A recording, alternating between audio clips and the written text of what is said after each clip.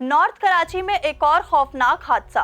कराची में एक बार फिर तेज रफ्तार डंपर की मोटरसाइकिल को टक्कर। इस वाकये के बाद कराची के मुख्तलिफ इलाकों में ट्रक और डंपर्स को जला दिया गया। नागिन चुरंगी पर होने वाले हादसे के चंद घंटों के दौरान 10 बड़ी गाड़ियों को आग लगा दी गई। वाकये में 3 अफराद जख्मी हुए। रिपोर्ट्स के मुताबिक कराची के इलाके नॉर्थ कराची पावर हाउस के करीब 5 डंपर्स को आग लगा दी गई, जबकि नॉर्थ कराची मदिया स्टॉप पर 3 वाटर टैंकर्स और एक बर्फ के टैंकर को नजरे आतिश किया गया। इसके अलावा सरजानी टाउन बाबा मोड़ पर मुश्तइल अफराद ने एक और वाटर टैंकर को आग लगा दी। वाकये की इत्तला मिलते ही पुलिस की भारी नफरी जाए वक़्वा पर पहुंच गई। इस मौके पर मुश्तइल अफराद की बड़ी तादाद डंपर माफिया के खिलाफ एहतजाजी मुजाहरा कर रही थी, जिसे पुलिस ने फौरी तौर पर मुंतशिर कर दिया। वाकये के बाद फायर ब्रिगेड की मदद से डंपर्स में लगी आग को बुझा दिया गया और उन्हें जाए वक़्वा से हटाने के लिए इकदाम किए गए। ताज़ा तरीन इत्तलात के मुताबिक नागिन चुरंगी पर होने वाले हादसे में जख्मी होने वाले मोटरसाइकिल सवार नौजवान की शिनाख्त 23 साला दानियाल के नाम से हुई, जिसे मुकामी अस्पताल में तिब्बी इमदाद दी जा रही है।